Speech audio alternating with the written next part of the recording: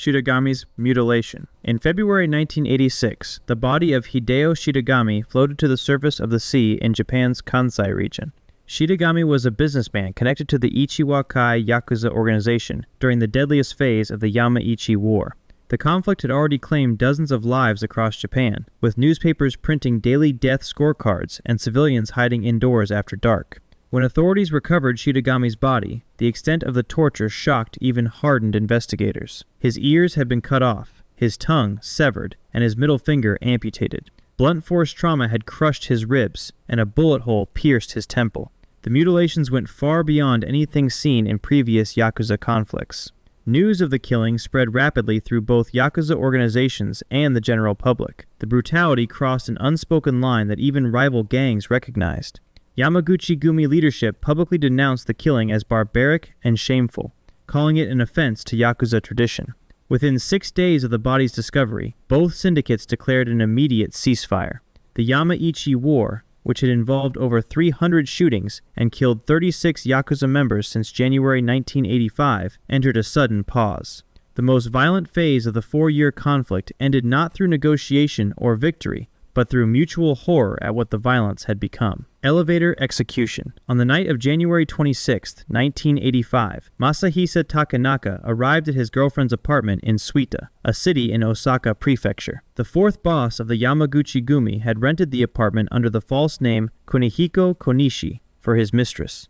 Takanaka brought 2 high-ranking lieutenants with him that evening, Katsumasa Nakayama and 1 bodyguard, believing the secret location provided security. 4 Ichiwakai hitmen had been staking out the apartment complex for days. The rival organization, formed just months earlier when thousands of Yakuza members broke away from Yamaguchi-gumi, was growing desperate. Takanaka had been winning back defectors through amnesty offers and generous payoffs, threatening Ichiwakai's survival. The breakaway group decided assassination was their only option. As the 3 Yamaguchi-gumi leaders stepped into the elevator, the hitmen moved in with handguns drawn. They opened fire in the confined space before the doors could close. All 3 victims fell inside the elevator cabin, killed before they could react or escape. The assassins fled the building successfully, while lifeless bodies remained in the bloodied elevator. The Japanese underworld erupted in shock when news spread. Within days, Yamaguchi-gumi held a massive televised Buddhist funeral with over 1,000 Yakuza from numerous gangs in attendance. The organization immediately declared war on Ichiwakai. The assassination sparked the Yamaichi War, a 4-year conflict that involved over 300 shootings and killed 36 Yakuza members across Japan. Kashiwagi sword murder. On the morning of January 3, 1992, family members discovered Akio Kashiwagi dead at his palatial home near Mount Fuji. The 54-year-old billionaire real estate investor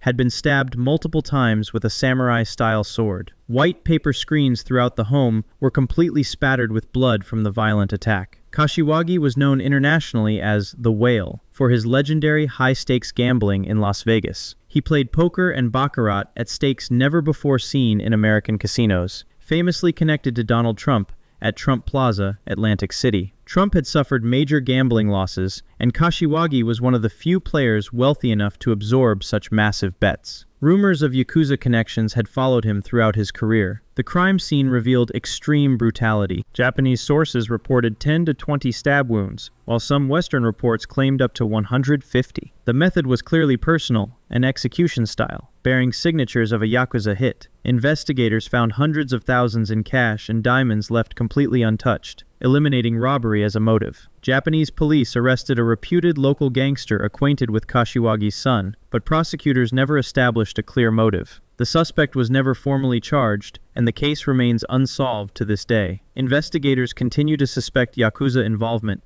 based on the extreme violence and the valuable items deliberately left at the scene. By the way, if you find this informative, I cover stories like these regularly. Consider subscribing if you'd like to see more. Now back to the video. Bound and beaten. On November 15, 2015, around 5:40 in the afternoon, Tatsuyuki Hishida returned to his second home in Yokkaichi City in Mie Prefecture. The 59-year-old boss of Iokai, a Yamaguchi-gumi affiliate organization, sought privacy during a turbulent period. Just 3 months earlier, Yamaguchi-gumi had split into 2 rival factions, creating uncertainty and power struggles across all affiliate gangs. Takanori Yokomoto, a 68-year-old member of Hishida's own Iokai gang, ambushed him with accomplices inside the residence. They overpowered Hishida and bound his hands and feet tightly with plastic cable ties. The restraints cut into his skin as multiple assailants began beating him repeatedly with a metal rod. Blows struck his head, face, ribs, and torso in a prolonged attack. The cumulative blunt force trauma to his skull and body overwhelmed Hishida's system. He died from traumatic shock as the repeated injuries caused his body to shut down. His wife and other gang members returned to the home later and discovered him collapsed and bleeding, with the cable ties still binding his limbs. Paramedics arrived but could do nothing for injuries so severe. Police arrested Yokomoto and identified other gang members involved in the internal killing. At his 2018 trial, Yokomoto admitted to the charges and received a life sentence for murdering his own boss during the organizational crisis. Hospital hit. On the evening of February 24,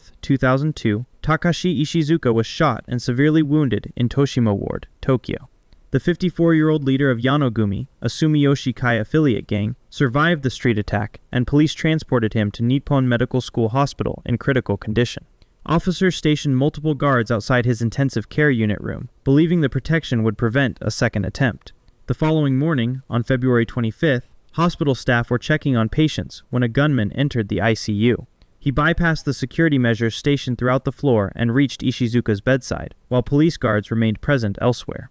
The assassin fired shots at the patient, killing Ishizuka while he lay helpless in the supposedly secure medical facility. The assailant fled the hospital successfully and escaped Tokyo despite the heavy police presence. The brazen killing demonstrated that no location, not even intensive care under armed guard, could guarantee safety from Yakuza assassination. Police launched an extensive investigation into how security had failed so completely.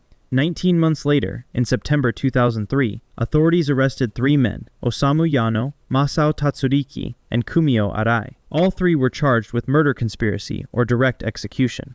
The extended investigation revealed the internal gang dispute or rival organization hit that motivated the attack on a weakened and vulnerable target. Fishing cooperative murder. On February 18, 1998, at approximately 7:20 in the evening, Kunihiro Kajiwara stood on a street in Kitakyushu, Fukuoka. The 70-year-old was president of a local fishing cooperative with jurisdiction over marine port construction projects. He had recently refused to support the Kudokai, Yakuza organization's preferred construction development, directly challenging their authority over the lucrative port. A gunman approached at close range and fired 4 shots into Kajiwara at point-blank range. The elderly man died instantly from the execution-style killing. Witnesses saw the assassin flee in a vehicle as family and neighbors discovered the body. Police immediately suspected Kudokai involvement in the brazen public murder. 4 years later, in 2002, authorities convicted 2 Kudokai members in relation to the murder, likely street-level soldiers who carried out the hit. The investigation continued for 16 more years as prosecutors worked to prove the chain of command. The major breakthrough came in 2014, when police arrested top Kudokai bosses Satoru Nomura and Fumio Tanoe, charging both with conspiracy to murder. The 2021 trial concluded with Nomura receiving a death sentence, the first Yakuza boss ever sentenced to death in Japan, though it was later commuted to life imprisonment on appeal. The delayed justice came 23 years after Kajiwara's killing and followed a systematic revenge campaign where Kudokai murdered his brother in 2012 and stabbed his grandson in 2014. Limousine execution. On February 5, 2007, just after 10 in the morning, Ryoichi Sugiura's limousine was parked on a main road between Roppongi and Shibuya in central Tokyo. The 43-year-old director of Sumiyoshi Kai, Japan's third-largest Yakuza syndicate, was a skilled negotiator known for handling territorial disputes and gang boundary discussions. His expertise made him valuable to his organization,